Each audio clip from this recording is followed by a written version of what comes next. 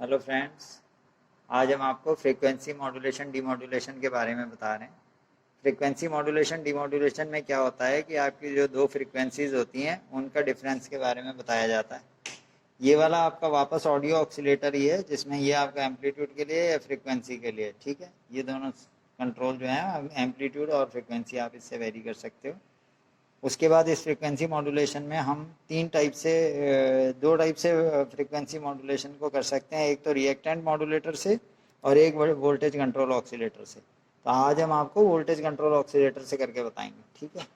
अब देखो, आप करना क्या होता है, सबसे पहले हमारे को ऑडियो ऑक्सीलेटर, मतलब ये खुद अपनी फ्रीक्वेंसी जनरेट कर रहा है, मतलब खुद सिग्नल कोई अपने को साइन वेव दिखा रहा है। तो ये देखो आप, मैंने यहाँ पर ये कनेक्शन लगा दिया, ये वाला, ठीक है।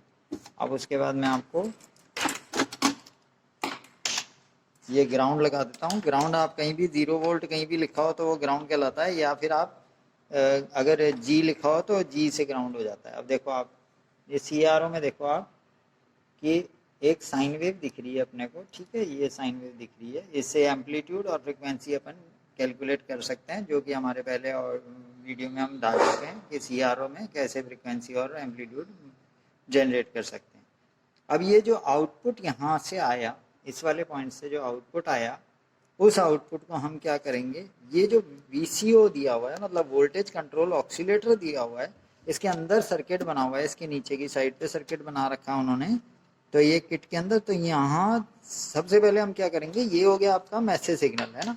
अब हम उसके बाद लेंगे कैरियर सिग्नल। तो कैरियर सिग्नल के लिए हम VCO का जो आउटपुट होता है उसमें हम कैरियर सिग्नल लेंगे। तो कैरियर क्या होता है, ये फ्रिक्वेंसी इसकी आई होती है, इसलिए जो वेव फॉर्म है ये आपको पास पास दिख रही है, ठीक है।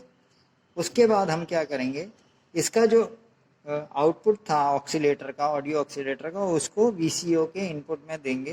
ये VCO के इनपुट में दे दिया और यहाँ से मॉड्यूलेशन आउटपुट मिलेगा।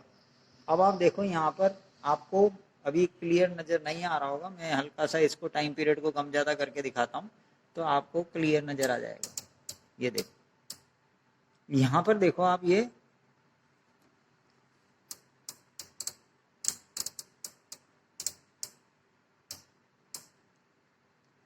देखो आप, यहाँ आपको दो वेव फॉर्म दिख रही होंगी, दो फ्रीक्वेंसी दिख रही होंगी आपको।